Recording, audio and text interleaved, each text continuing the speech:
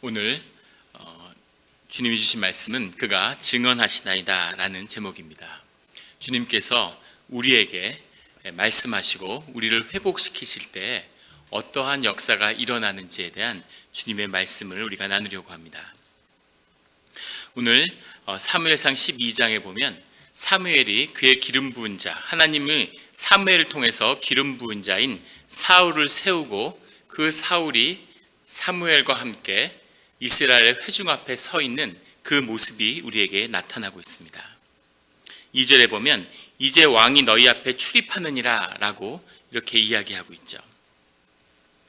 왕이 너희 앞에 출입한다고 하는 이 말은 목자가 목동들을 데리고 돌아다니는 그 표현이라고 합니다. 할라크라는 표현인데, 이제 하나님이 우리들의 왕이 되셨던 하나님이 우리를 이렇게 다스리셨던 것 같이 그의 기름 부은 자 사울이 너희를 다스릴 것이다 라고 사무엘이 증거하고 있는 거죠. 하나님이 사무엘을 통해서 이스라엘 백성들이 구했던 왕에게 기름 부은 참뜻을 오늘 본문 중에서 드러내고 있습니다. 하나님이 원하셨던 것이 아니라 이스라엘 백성이 원하셨던 거죠. 그런데 그것을 하나님이 받아주셨습니다. 이스라엘 사람들이 원하기 때문에 아버지가 자식의 소원을 들어준 것이죠. 그런데 특별히 사무엘을 통해서 사울에게 기름을 부어주고 왕이 세워지는 그 역사상 처음 있는 이 사건을 사무엘을 통해서 주관하게 하신다는 거죠. 사무엘은 사사고 제사장으로서 이스라엘을 다스려 왔습니다. 그런데 오늘 이제 그 사사의 자리에서 물러나서 통치자의 자리에 사울을 세우는 거죠. 사울이 왕이 되는 순간입니다. 많은 영적인 의미가 이 안에 들어있는데 오늘 특별히 이 말씀을 보려는 의미는 다른 데 있어요. 3절에 보면 내가 여기 있나니 여호와 앞과 그의 기름 부은 자 앞에서 라고 나오고, 5절에도 여호와께서 너희에게 대하여 증언하시고 그의 기름 부음 받은 자도 오늘 증언하느니라 이렇게 말하고 있는 겁니다. 무슨 얘기를 하냐면 사람들 앞에 서서 내가 누구의 소를 빼앗았느냐, 누구를 속였느냐, 압제하였느냐, 뇌물을 받았느냐, 그런 게 있으면 지금 이야기하라 이렇게 선포하고 있습니다. 그런 것이 있다면 내가 다 갚겠다는 거죠. 그 의미는 주님 앞에 떳떳이 서서 이 시간을 주관하겠다라고 사무엘이 이야기하는 겁니다. 그런데 단순히 개인의 비리를 증언하는 것이 아니라 주님이 가장 싫어하는, 우리가 시편 고백을 통해서 계속 접하게 되는, 사람을 억압하고 사람의 가난한 자를 핍박하는 이 두 가지 일, 억울한 일을 당하는 것과 어려움을 당하는 일, 그 두 가지 일이 나로 인해서 비롯된 적이 있느냐, 주님의 통치를 대행한 나에게서 그런 일이 나타난 적이 있느냐라고 사람들 앞에 물어보는 거죠. 그 일이 있으면 먼저 그것을 갚고 시작하겠다 이렇게 이야기하는 겁니다. 그러자 백성들이 그런 것이 없다, 아무도 백성 가운데 그런 일이 없었다고 4절의 고백이 나오죠. 그러자 5절에 다시 여호와와 기름 부은 자 앞에서 오늘 증언했다. 여호와가 들으셨고 기름 부음 받은 자도 증언했다. 여호와가 너희들 앞에서 증언하시며, 여호와가 증언하시며 기름 부음 받은 자도 오늘 증언하느니라 이렇게 선포하고 있습니다. 여호와는 보이지 않죠. 여호와께서는 보이시지 않습니다. 기름 부음의 주체고 축복의 주체고 모든 생명의 근원이지만 여호와는 보이지 않는 겁니다. 사람 앞에 오직 보이는 것은 사무엘과 그 옆에 있는 사울이죠. 사울은 주님의 기름 부은 받은 자입니다. 주님의 왕의 그 권위를 대행하는 자죠. 이스라엘의 왕은 여호와신데 이제 사람인 잘생긴 멋진 청년이 서서 이 청년이 하나님의 기름을 부음을 받은 이스라엘의 왕이라고 선포되고 있는 거죠. 사람들은 사무엘과 사울을 바라보고 있습니다.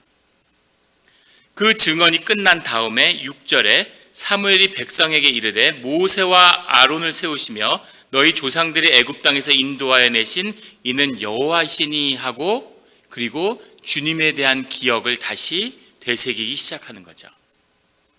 앞에서 이루어진 일은 하나님의 일에 대한 증인을 세운 겁니다.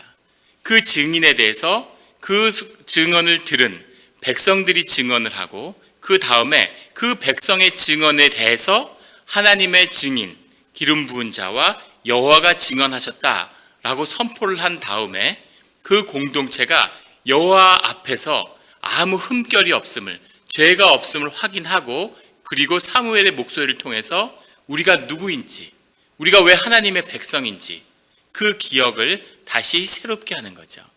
하나님의 백성으로 거듭나는 것입니다. 이것이 왜 소중한지를 우리가 뒤에서 다시 보게 되겠는데 사무엘이 왜 굳이 이런 의식을 행해야 했을까 하는 거죠. 마지막 25절에 가면 본문에는 없겠지만 제가 읽겠습니다. 만일 너희가 여전히 악을 행하면 너희와 너희 왕이 다 멸망하리라. 쭉 하나님의 일들, 하나님이 우리를 어떻게 속량하셨는지, 왜 하나님이 우리의 왕이 되셨는지 그것을 쭉 다 기억하고 회고한 다음에 마지막에 너희가 여전히 악을 행하고 악을 제하지 않으면 너희도 너희 왕도 다 멸망하게 될 거다라는 말로 자신의 이 고백을 마치게 되죠. 우리의 이 여호와가 증언하셨다라고 하는 놀라운 고백인데, 자, 이것을 걷어내고 사람의 눈으로 보면 앞에 사무엘과 그리고 사울이 서 있는 거예요. 그런데 사울에게 기름 부은 자는 하나님이시지만 우리의 눈에 보인 것만 갖고 얘기하면 사울에게 기름을 부은 것은 사무엘입니다. 사무엘이 제사장이고 사사로 다스려 왔죠. 그리고 하나님의 기름을 부은 자라고 사울을 세우고 사울의 증언을 통해서 하나님 앞에 떳떳해졌다고 고백하는 거죠. 사무엘이 직접 하지 왜 사울에게 기름을 붓고 사울의 증언을 들어서 다시 사울을 통해서 자신의 결백함을 주님 앞에 증언하는 것일까요? 사무엘이 이렇게 하는 뜻이 있는 거죠.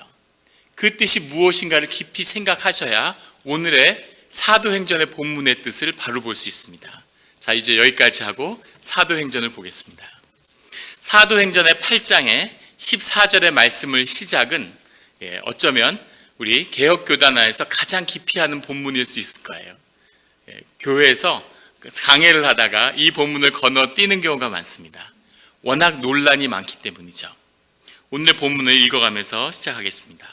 예루살렘에 있는 사도들이 사마리아도 하나님의 말씀을 받았다 함을 듣고 베드로와 요한을 보내매 8장이 시작되면 예루살렘 교회에 대한 박해가 있고 예루살렘의 성도들이 흩어졌는데 그 중에 빌립이 방문한 지역, 빌립이 방문한 사마리아의 지역에서 복음이 선포되고 말씀이 증거되는 가운데 많은 표적이 나타났다는 사실을 기록하고 있습니다. 그래서 제가 읽겠는데 7절에 가면은 많은 귀신들이 소리를 지르 나가고 많은 병자들이 고침을 받고 그 사마리아 성 가운데 큰 기쁨이 임하는 것을 그런 일들이 일어나게 되는 거죠.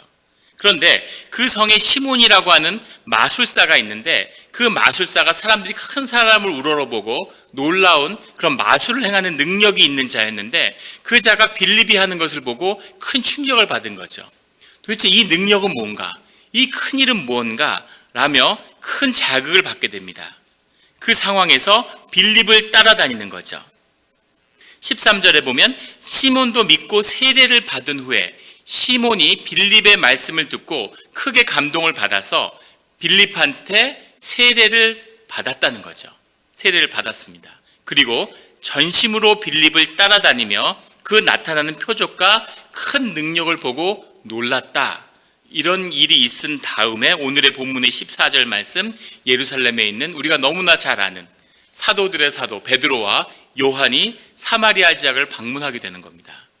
그래서 15절에 그들이 내려가서 그들을 위하여 성령 받기를 기도하니, 이미 세례를 받고 말씀이 증거되고 기적이 나타나고 크게 사람들 가운데 기쁨이 있는데 다시 내려가서 성령 받기를 기도했다는 거죠.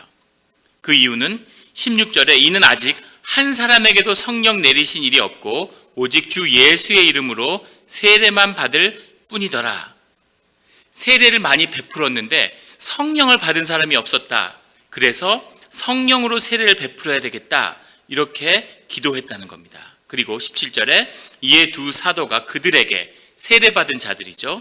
안수함에 성령을 받는다, 라보신이라는 뜻인데 말 그대로 take, receive 이런 거 받는 겁니다. 성령을 받는다고 표현을 한 거죠. 그렇게 해서 사람들이 성령을 받게 됐다, 이런 이야기입니다. 이 성령을 받게 되자 19절에 이 시몬이 이 장면을 보고 이르되 이 권능을 내게도 주어 누구든지 내게 안수하는 사람은 성령을 받게 하여 주소서라고 말하니까 20절에 베드로가 이르되 내 하나님 선물을 돈 주고 살 줄로 생각하였으니 내 은과 내가 함께 망할지어다. 그가 가진 재산과 시몬을 동시에 저주하죠. 하나님의 선물을 돈으로 살려고 했느냐, 이렇게 정죄하는 겁니다. 그래서 시모니즘이라고 하는 그 중세 교회의 성직 매매를 시모니즘이라고 하죠. 시몬이 돈으로 성령의 능력을 살려고 했다. 그러면서 21절에 하나님 앞에서 내 마음이 바르지 못하니 이 도에는 내가 관계도 없고 분길 때 것도 없다. 너는 주님의 역사에 속하지 못했다 라고 하자 23절에 너의 악독과 불의에 매인 바가 되었다. 24절에 시몬이 회개하는 모습이 나옵니다. 이 말씀이 크게 논란이 되는 것은 우리가 잘 아는 것처럼 바로 성령 세례라는 것 때문입니다. 안수를 받았는데 성령 세례를 받았다는 거죠. 오늘 본문에서 분명한 건 시차가 있다는 겁니다. 20세기에 들어서 오순절 운동이 일어난 다음에 오순절의 사람들은 세례받은 기독교인들에게 전도를 하죠. 그 이유는 뭐냐면 그들이 세례를 받았지만 아직 성령 세례를 받지 못했기 때문이라고 주장하는 겁니다. 세례가 있고 성령 세례가 있다고 주장하는데 그 어디에도 성령 충만을 받으라는 말은 성경에 나오지만 성령 세례를 받으라는 얘기는 나오지 않아요. 그럼에도 불구하고 성령 세례가 그렇게 큰 논란이 된 이유는 오늘의 본문 때문입니다. 그렇다면 세례를 받고 성령 세례를 또 받아야 되는 것인가? 성령 세례란 도대체 뭘까? 그런 의문을 갖게 되는 거죠. 성령 세례란 뭘까요? 먼저 세례라는 것은 우리가 잘 아는 것처럼 물 세례죠. 물로 세례를 주는데 유대의 전통 가운데에서는 물로 세례를 받았습니다. 그것은 이방인들이 유대인이 되고 유대의 종교를 받아들인다고 하는 그 뜻이죠. 그런데 세례 요한 때에 와서 세례의 의미가 바뀌게 되죠. 요한은 세례를 베푸는데 그 세례를 회개의 의미로 그들의 죄를 회개하고 주님 앞에 나아가는 것이라고 그렇게 사람들에게 세례를 베풀죠. 그러면서 뭐라고 얘기했냐면 내 뒤에 오실 자 예수 그리스도가 오셔서 너희에게 성령의 세례를 줄 것이다 라고 선포하고 있는 겁니다. 그런데 우리가 고린도서에서 보는 것처럼 성령이 아니거든 누구도 예수를 그리스도라고 고백할 수 없다고 했죠. 그렇다면 예수를 그리스도라고 고백하는 그런 성도들이 왜 다시 성령 세례를 받아야 되느냐, 그런 문제가 생기고 있는 겁니다. 그러면 오늘 본문으로 돌아가서 오늘 본문에서 말하는 성령 세례가 무엇인가를 한번 보려고 합니다. 먼저 두 사도가 그들에게 안수함에 성령을 받는지라 라고 이 17절에 밝히고 있는데 성령을 받았다고 하는 것을 시몬이 보고 안다는 거죠. 시몬은 어떻게 성령을 받고 성령의 세례가 임했다는 것을 알게 됐을까요? 이것이 먼저 한 가지 의문입니다. 많은 성령 운동을 하는 분들은 성령을 받은 것의 증거가 기적이나 이적이라고 하나님의 능력이라고 그렇게 선포하죠. 그런데 오늘 성경의 말씀을 자세히 보면 그것은 아닌 것 같습니다. 왜냐하면 7절 말씀에 가면 이미 성령 세례를 받기 전에도 귀신이 쫓겨나가고 많은 중풍병자와 못 걷는 자들이 낫는 이적의 역사가 나타나고 있는 겁니다. 그리고 이적이라고 한다면 이미 시몬도 그런 능력을 많이 행했죠. 더 큰 능력을 보고 충격을 받은 거지 이 마술사에게서도 능력이 나가고 있었다는 거죠. 시몬이 세례를 받고자 하는 것이 성령 세례가 있어야 한다고 믿었던 것이 기적 때문만은 아니었다는 것을 보게 되는 거죠. 그 뜻을 더 분명히 해주는 것은 19절에 이르되 이 권능을 내게도 주어라고 하는 표현입니다. 이 권능이라는 말이 여수시아라는 뜻인데 사도행전 1장 2장에 나오는 dynamis라고 하는 그 권능, 오순절에 나타나는 권능과는 다른 단어입니다. 우리말로는 다 권능이지만 dynamis라고 하는 것이 우리가 이해하는 밖에서 능력으로 임하는 그런 어떤 성령 충만함, 성령의 능력을 의미한다면 이 여수시아라고 하는 권능은 우리 내 안에서 활동하는, 우리가 성령 충분하다고 얘기하는 성령이 우리 안에서 차올라서 우리의 인격과 삶을 변화시켜 나가는 그 능력으로서의 내적인 역사, 이 권능을 의미하는 거죠. 그런데 여기서 시몬이 내게도 권능을 주어라고 할 땐 디나미스가 아니라 여수시아라는 표현을 쓰고 있어요. 권능을 사모하는데 그 권능은 밖에서 임하는 기적과 같은 능력이 아니었다는 거죠. 그 능력이 이미 임하고 그 능력의 표적을 쫓아서 온 것입니다. 그런데 그게 다가 아니라는 것을 본 거죠. 성령 세례가 임할 때 방언이 있을 수도 있고 몸을 떨었을 수도 있고 몸이 굳어질 수도 있고 어떤 현상이 일어날 수도 있었겠지만 귀신이 쫓겨가고 중풍병자가 나고 안진뱅이가 일어나는 그런 기적에 비할 바는 아니었겠죠. 그럼에도 왜 시몬은 능력을 사모하게 됐을까 하는 겁니다. 그 능력의 깊은 뜻에 보면 19절에 뭐라고 얘기하냐면 누구든지 내가 안수하는 사람은 성령을 받게 하여 주소서 하니, 내가 성령의 세례를 받고 나면 그러면 내 안에 있는 성령이 다른 사람에게도 나갈 수 있겠구나라는 것을 베드로와 요한의 안수를 통해서 보았다는 거죠. 그것을 깨달았다는 겁니다. 그래서 이 시몬이 구하고자 하는 것은 내적인 무엇이었겠죠. 그것이 무엇이었을까? 20절에 가면 내 하나님의 선물을 돈 주고 살 줄로 생각하였으니 내 은과 내가 함께 망할지어다. 왜 이토록 강한 저주의 말을 시몬에게 퍼부었을까? 이것도 큰 의문입니다. 시몬이 정확히 뭘 건드렸길래? 성령의 역사의 깊은 뜻이 무엇일까? 이런 것을 보게 되는 거죠. 그런데 우리가 보게 되는 것은 이 본문에서는 분명히 물 세례와 성령 세례가 시차를 두고 이루어지는 것처럼 이야기하지만 우리가 10장 44절 사도행전에 가면 사도 바울이 말씀을 증거할 때 그 말씀을 듣고 그리고 성령 세례가 임하는 성령 충만한 사람들의 이야기가 나오죠. 그리고 사도행전 2장에 가면 사람들이 모여서 찬양하고 기도하는 가운데 모두 성령 충만한 역사가 일어납니다. 120명이 동시에 성령 세례와 성령 충만함을 경험했죠. 그리고 3,000명이 베드로의 설교를 듣고 성령 충만해서 교회로 돌아오는 모습이 나타납니다.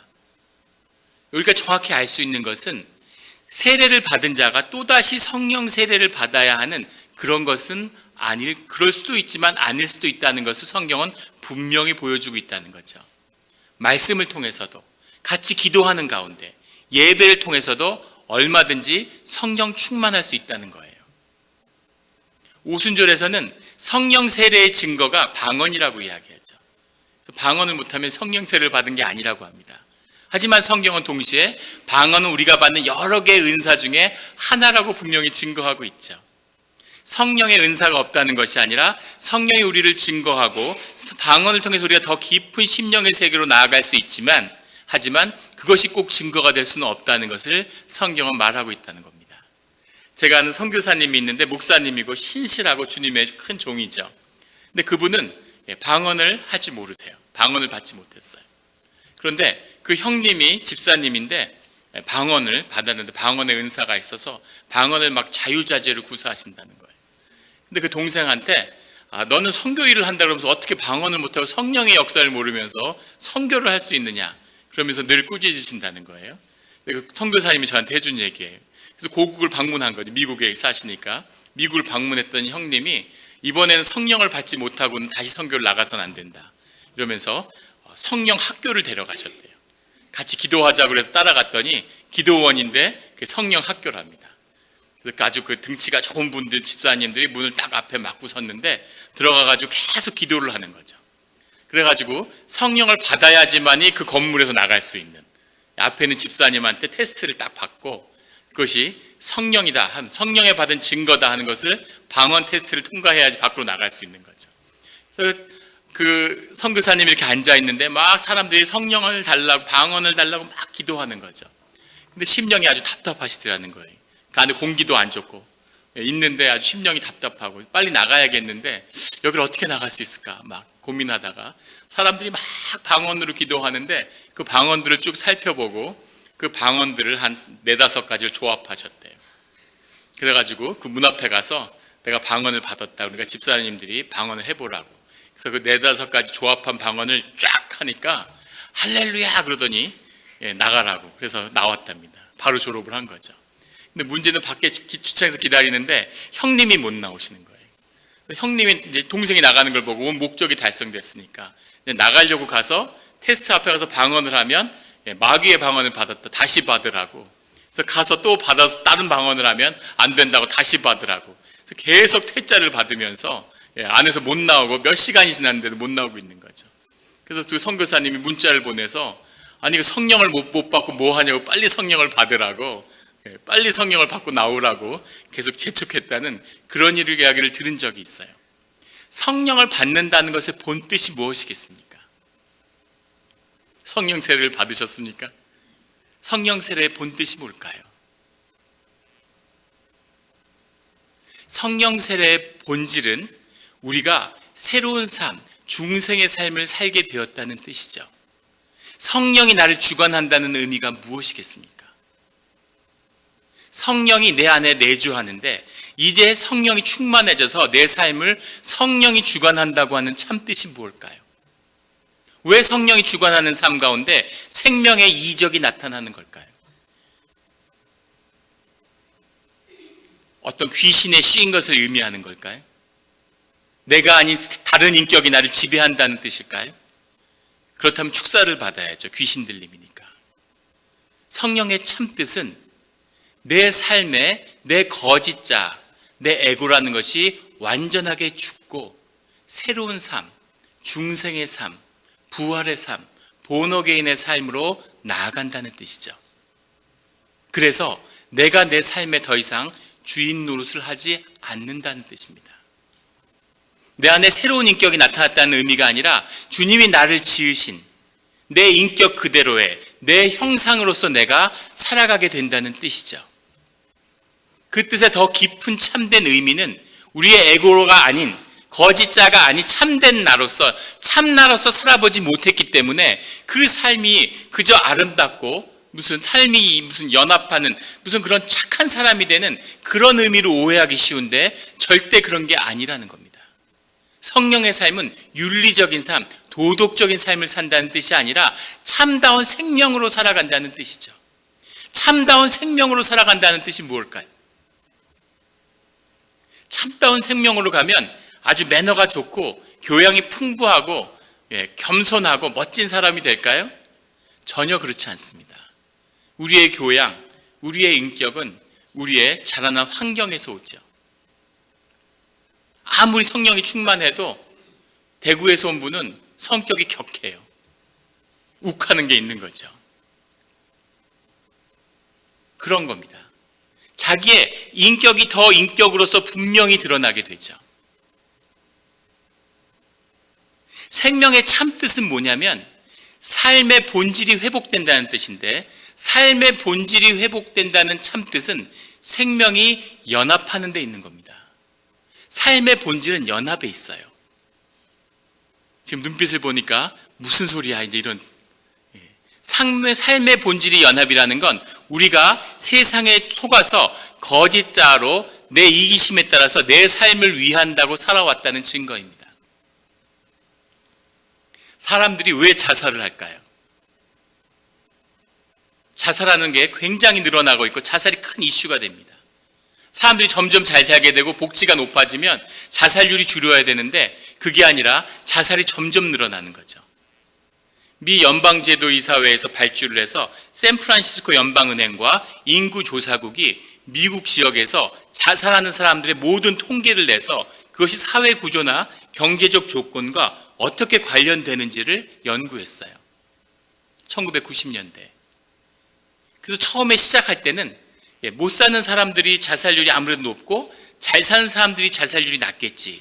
근데 그렇지 않고 소득이 그 당시에 2만 불 이하, 지금의 3만 1,000불 이하 되는 사람들의 자살률이 굉장히 높다는 것도 발견됐는데 동시에 그 소득이 지금의 10만 불, 그 당시에 6만 몇천 불 이상 되는 그 사람들의 자살률도 역시 높다는 것을 알게 된 거죠. 소득 수준과 관계가 없나? 그럼 꼭 그렇지도 않은 게 소득의 변동과 깊은 관련이 있다는 통계도 똑같이 잡아냈습니다. 그 사실을 계속 연구하다가 뭘 알아냈냐면, 사람들은 자신이 가난하기 때문에, 자신이 힘들기 때문에, 경제적인 처지 때문에 삶을 비관하는 것이 아니라 자기의 이웃이 잘 살기 때문에, 자기의 사촌이 잘 살기 때문에, 자기보다 더 잘 사는 사람이 이웃집에 이사 왔기 때문에 좌절하게 된다는 사실을 알아내게 됐죠. 그걸 통계적으로 내보니까 이웃의 소득이 10% 증가할 때마다 사람들의 자살률이 7.5% 늘어난다는 사실을 알게 됐습니다.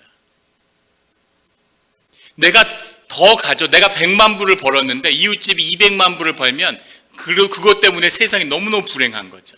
살맛이 안 나고 고통스러운 겁니다. 사람들이 그런 삶을 살아가는 거예요. 그렇기 때문에 이겨야 되는 거죠. 경쟁해야 되는 거죠. 우리 자신을 돌아보십시오. 얼마나 연약합니까? 그런데 연약하다 그러면 와닿지 않죠. 우리 자신을 한번, 옆에 있는 분들 한번 보세요. 우리의 삶이 얼마나 불쌍한가, 가련한가.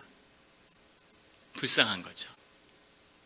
고생하고 가진 것이 없고 성취한 게 없고 이방 나라에 와서 고생하고 말도 안 통하는데 힘들게 어렵게 살아온 그런 삶을 살고 이 자리에 서 있습니다. 그런데 우리 자신이 불쌍하다는 사실을 우리가 받아들일 수 없는 거죠. 불쌍하지 않은 척하는 거죠. 우리가 잘 사는 척하는 겁니다. 센 척하는 거죠. 왜 그럴까요? 약한 모습을 보이면 물어뜯기기 때문이에요. 약자다, 불쌍한 자다, 못난 자다, 이렇게 딱 찍히면 그 다음에 사람들의 비난을 모두 받는 겁니다. 홈리스로 살면 세상의 모든 사람들이 비난을 해요. 어떤 이유를 찾아서든 비난을 합니다. 그 사람이 잘 살면 다 칭찬을 해요. 워렌 버핏이라고 들어보셨습니까? 언론에 오마하의 성인이라고 불러요. 뉴욕 맨하탄에 살아야 되는데 오마하, 네브라스카 시골에 산다고 성인이라고 이렇게. 모든 면을 칭찬하는 거죠. 그 사람이 말만 하면 막 대서특필하고 뭔가 막 성인이고 좋은 사람처럼. 그 사람 삶이 칭찬받는 오직 한 가지 이유는 미국에서 2번째 부자이기 때문입니다. 왜 그럴까요? 우리가 가진 잘못된 권세의식 때문에 그런 거죠. 허위의 권세의식. 같이 정죄하고 같이 비난하면서 내가 권세를 가진 것처럼. 우리가 하나님의 자녀이기 때문에, 하나님의 형상에 따라 만들어지기 때문에 우리들이 모두 권세를 좋아하고 권세 있기를 원합니다. 그런데 세상에 속아서 거짓 권세에 휘둘리는 거죠. 강한 자가 되려고 하고 짓밟는 자가 되려고 하고 살아남는 자가 되려고 하는 거죠. 중생의 삶은 무엇입니까? 중생의 삶은 우리가 죽었다 다시나 살아났다는 그 뜻 그대로 우리가 죽었다는 뜻이에요. 우리의 에고가 세상에서 살아가는 나의 이 거짓된 자아가 완전하게 죽었다는 겁니다. 그게 죽을 수 있을까요? 내가 혼자서 죽을 수 있습니까? 우리가 죽었다고 고백하고 부활에 대해서 항상 얘기하기 때문에 죽음에 대해서 아는 것처럼 얘기하지만 우리는 죽을 수 없는 거죠. 어떻게 죽습니까? 근데 이상한 것은 이미 이 삶이 죽음이 끝이라면, 죽음이 끝인 것처럼 세상에서 얘기하지만 죽음이 끝이 아니라는 것을 다 알고 있습니다. 우리가 영물이기 때문에 다 느끼는 거죠. 이게 끝은 아니구나. 이게 정말 끝이라면 정말 막 살 텐데 어떤 악인도 그렇게까지 막 살 수는 없는 거죠. 왜냐하면 그게 끝이 아니라는 것을 알고 있기 때문이죠. 그럼에도 불구하고 죽음의 너머로 가지 못하는 그 이유는 우리가 다 하나하나 독립되어 있기 때문입니다. 다 이기심, 이기주의, 인디비주얼리즘 이런 데 붙들려 있어서 근본적으로 속고 있기 때문이죠. 우리 거짓된 자아, 거짓된 에고 이런 것이 나라고 속기 때문에 멋진 가면을 쓰는데 우리의 삶을 대부분 낭비하는 거죠. 제가 고등학교 때 1학년 때 전학을 했는데 그게 저의 삶에는 굉장히 큰 충격이었어요. 여러 가지 사건이 번갈아 일어났는데 그걸 경험하면서 큰 좌절을 경험하고 고등학교 2학년 때부터 3학년을 그냥 놀면서 방황하면서 지냈습니다. 놀면서 방황하면서 지냈는데 고등학교 때 다 열심히 공부하는데 혼자 논다는 게 굉장히 고통스러운 일입니다. 삶의 의미가 없고 시간이 무의미하니까. 그 시간을 견뎌야 되는데 생각보다 즐겁고 잘 견뎠습니다. 그 이유는 친구들이 있기 때문이죠. 친구들과 함께 했을 때 두려운 것이 없었다. 근데 예전에 친구라는 영화의 카피였는데 그 기억하시는 분 계신가요? 친구가 같이 있으니까 너무 즐거운 거죠. 고등학교 2학년 때 친구 33명이 새로 생긴 독서실에 가서 동시에 등록을 했어요. 그래서 거기에 있는 모든 책상을 다 장악한 거죠. 어떤 대학생 자매 누나 둘이 새롭게 독서실을 열었는데 그 누나들이 우리에게 그 운영권을 넘겨준 겁니다. 그래서 우리가 독서실의 모든 의자를 다 빼냈어요. 그래서 그걸 전부 다 옥상에다 올리고 거대한 스튜디오를 만들었죠. 그래서 그 거의 공동체 생활을 했습니다. 매일 오면은 거기에 누워서 낮잠 자고 장기 두고 축구 시합하고 뭐 게임도 하고 그러면서 거기서 놀면서 같이 시간을 보내는 거죠. 대학 입시가 점점 다가오는데 신기한 건 33명의 부모 중에 한 분이라도 거길 방문했으면 그 생활이 깨졌을 텐데 아무도 오는 분이 없었다는 겁니다. 밤을 새워 공부하는 줄 아셨는지 다들 집에도 안 가고 거기서 먹고 자면서 라면을 끓여 먹으면서 지냈는데 대학 입시가 다가오는데 그 고등학교 3년 그 1년이 정말 꿈같이 아름답고 즐거운 시간이었습니다. 시간이 어떻게 지나갔는지 놀면서 놀다가 대학 입시를 맞이하게 됐죠. 대학 입시 전날조차도 대학 입시를 끝나면 뭘 하고 놀까 아이들이 그것만 의논하고 있는 거죠. 그런 꿈길 같은 시간을 일생에서 경험하는 그런 축복이 있었습니다.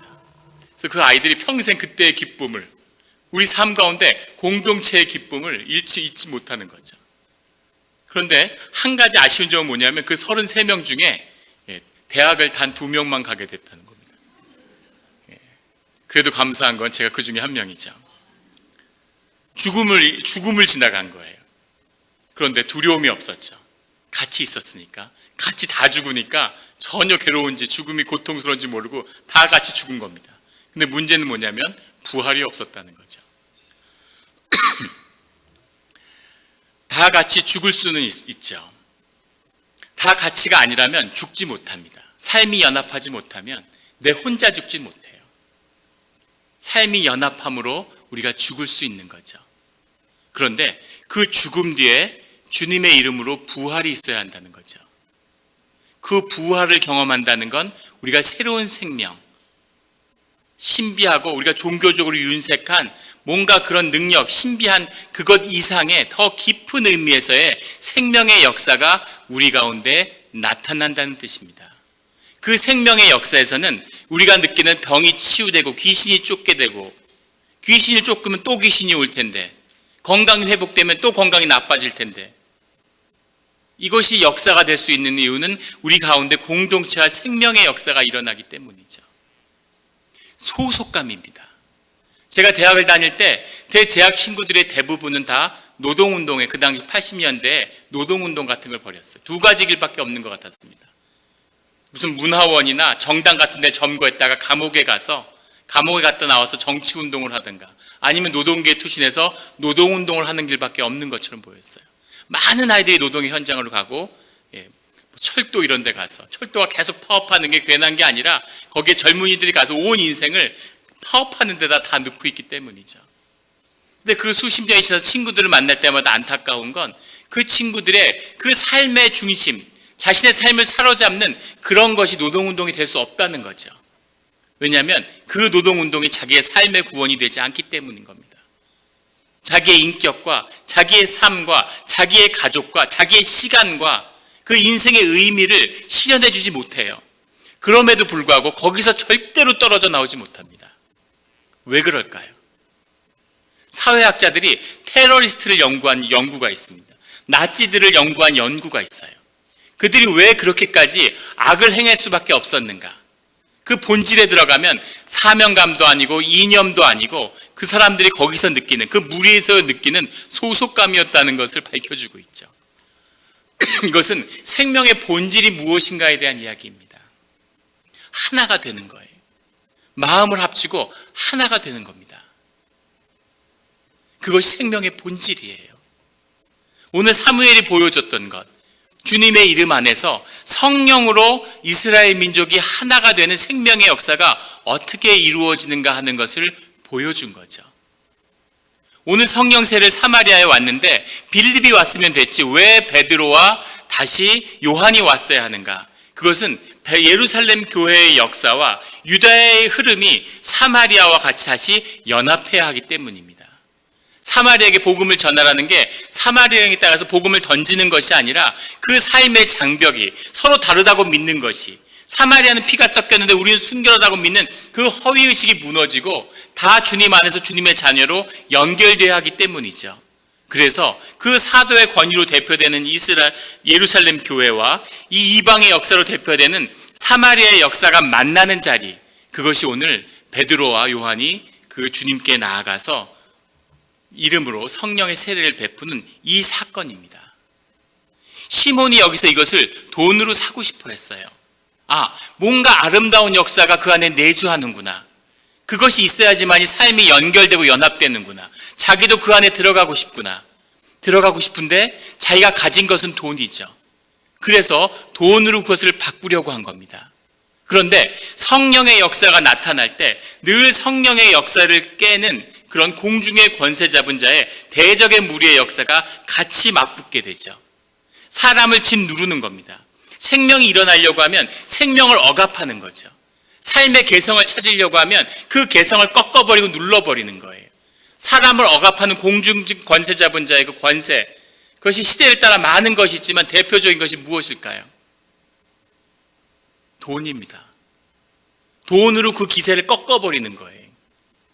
우리가 왜 돈을 가지려고 그렇게 노력할까요? 지금도 돈을 벌려고 애쓰시잖아요. 먹고 사는 걱정이 없고, 충분히 잘 살 수 있는 걸 다 벌었어도 더 많은 돈을 벌려고 노력하죠. 돈이 권세이기 때문이죠. 그것이 사람을 짓누르는 겁니다. 내가 이 일을 하고 싶어. 그걸로 돈이 되겠어? 내가 이런 삶을 살았어. 그러니까 네가 돈을 그거밖에 못 벌었지. 그렇게 되는 거죠. 돈 위에는 가치 있는 것이 아무것도 없는, 다 비참하고 다 실패하고 다 노예로 만들어버리는 그 비참한 삶의 굴레가 돈인 것이죠. 마귀의 권세가 그 안에 있는 겁니다. 왜 이스라엘 민족 가운데 하나님이 바알의 신상만 부숴버리면, 아스다롯만 부숴버리면 그러면 하나님의 권세가 회복되고 이스라엘 민족이 회복될 거라고 그렇게 얘기했는데 영원히 그것을 결국 못 해냈죠. 왜 못했겠습니까? 바알을 깰 수 없는 거죠. 사람이 다 나누어져 있는데 바알을 깰 수 없는 거죠. 나는 재산이 1억 있는데 1밀리언 있는데 내 옆집 사람은 2밀리언 갖고 있어. 삶의 연합이 되지 않는 겁니다. 내가 2밀리언을 갖기 전에 3밀리언을 갖기 전에는 절대로 그 사람하고 상대할 수 없는 거죠. 돈에 사로잡히면, 그것이 문제가 되면 삶의 연합이 깨져버리는, 성령의 역사는 내가 내 삶을 묶는 그 거짓자를 죽여야 된다는 거죠. 그것을 다 같이 죽을 수 있는 우리 교회의 축복입니다. 교회 내부의 모습은 어떨까요? 성령을 사모한다고 하는데 우리 가운데 중생의 경험이 우리를 사로잡고 있을까요? 교회에서 다 같이 모여서 죽으라고 했는데 다 같이 죽는 게 아니라 서로 죽이려고 그러는 거죠. 나는 살아야 되니까. 다른 사람을 없이 여기는 거죠. 나는 더 잘나야 되니까. 더 있어 보여야 되니까. 생명의 역사라는 것은 살아있다는 겁니다. 살아있다는 것은 잘한다는 거죠. 변하지 않는 건 죽은 거예요. 허무한 것이죠.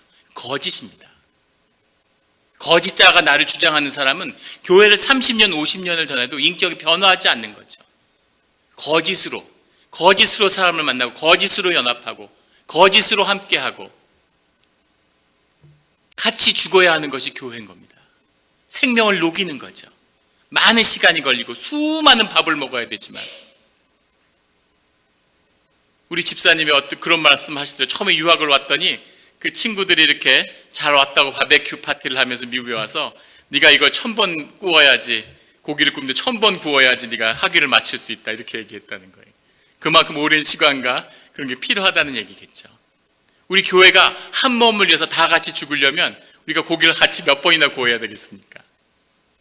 그것이 교회입니다. 내가 연약해질수록, 내가 죽음에 다가갈수록, 내가 아픈 자리에 있을수록 더 교회가 돼야죠. 그런데 평생 교회를 다녔는데 내가 나이가 들어서 아파지면, 내가 힘들어지면, 내가 연약한 모습을 더 감출 수 없어서 드러나면 교회를 안 나와요. 그런 모습을 교회에 보이고 싶지 않은 거죠. 멋진 모습, 당당한 모습, 우아한 모습, 이런 모습으로 교회에 있으려고 했는데 더 이상 그게 안 되는구나. 그리고 자기를 또 그 가면을 거두어 드리는 거죠. 이것이 우리의 신앙생활이 아닙니까? 거짓된 종교를 깨버리고, 오늘 말씀 가운데 21절에 하나님 앞에서 내 마음이 바르지 못하니, 시몬이 가진 게 돈밖에 없기 때문에 돈으로 한 것이 아니라 그것이 성령의 역사를 깨는 그런 마귀의 역사라는 것을 보는 거죠. 네 마음 가운데 악독함이 있다는 거죠. 네가 불의의 메인바가 되었다는 거죠. 돈이 많아서 돈으로 좀 그걸 사보려고 했던 그 마음을 순수하게 보지 못하고 왜 이렇게까지 보는 걸까요? 이것이 우리의 성령의 역사를 깨는 이런 악의 도구이기 때문입니다. 24절에 시몬이 대답하여 이르되 나를 위하여 주께 기도하여 말한 것이 하나도 내게 임하지 않게 하소서. 이 사람이 세례받은 자고 주님의 자녀였다는 것을 보여주는 겁니다. 오늘 사무엘이 그것을 연합하기 위해서, 이스라엘이 주님 앞에서 회복되기 위해서 공동체 가운데 죄를 회개하죠. 그리고 그것이 분명함을 얻은 다음에 같이 공동체로 주님이 누구이신지를 고백합니다. 내 간증이, 내 기도가, 내 경험이 나의 신앙이고 나죠. 그런데 그게 내가 아니라 너를 세우는 게 아니라 이스라엘의 공동체가 주님 앞에서 하나로, 한 마음으로 쓰는 것이기 때문에 그 앞에서 같이 주님을 고백하는 겁니다. 주님이 누구이신지를 주님 앞에 회개하며 그 성령으로 인해서 그 본질인 생명이 거듭나는 거죠. 오늘의 말씀은 어려운 말씀입니다.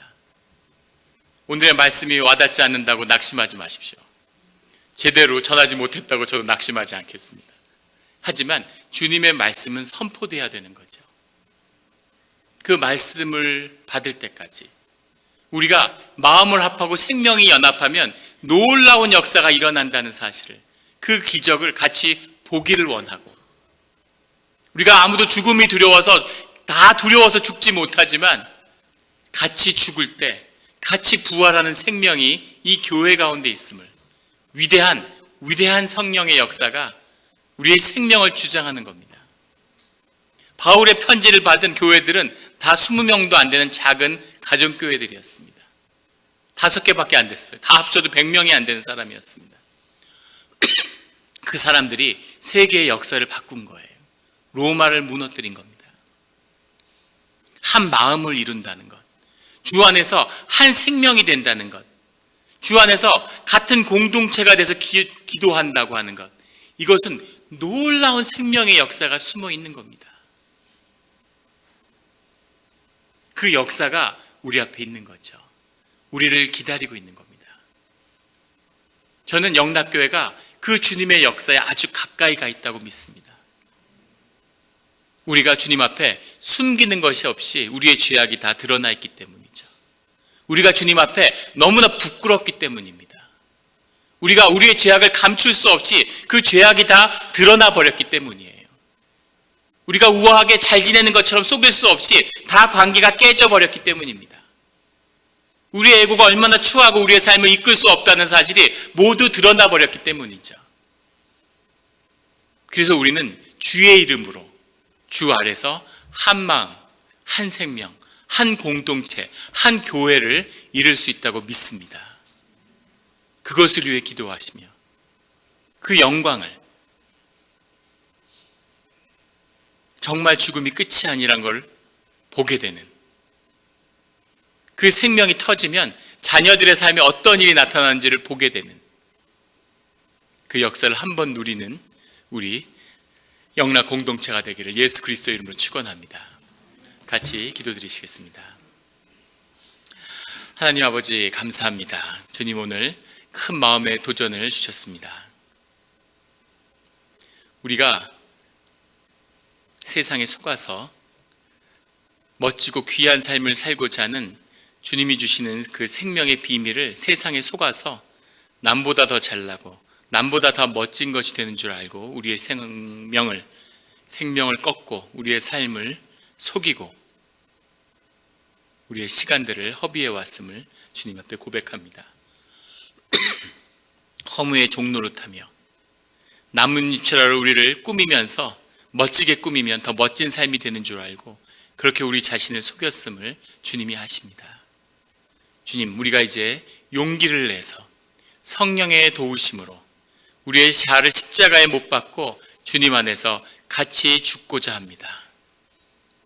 주님, 우리에게 믿음을 주시고 용기를 주셔서 우리가 교회 안에서 한 교회로 같은 공동체로 죽음을 경험하고 우리 안에 부활의 생명으로 주님의 새로운 역사가 나타나게 하여 주시옵소서. 우리는 주 앞에서 이제 부끄러울 것이 없사오니 우리가 누구인지가 다 드러났사오니 주님, 이 모습 그대로 받아주시고 우리 가운데 새로운 생명, 새로운 삶을 허락하여 주시옵소서. 아무것도 우리를 자랑할 것이 없는, 우리가 주 앞에서 자랑할 것이 주님밖에 없음을, 우리가 우리 자신을 꾸미기 위해서 무엇도 갖다 얹을 필요가 없음을, 우리 삶을 꾸미기 위해서 그 어떤 거짓도 필요 없음을 주님 앞에 고백합니다.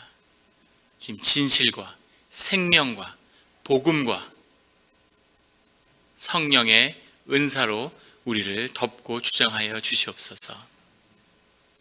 우리가 늘 모여서 새로운 삶과 주님을 확인하는 그런 예배와 집회가 되기를 원합니다. 감사드리며 예수 그리스도의 이름으로 기도드렸습니다. 아멘.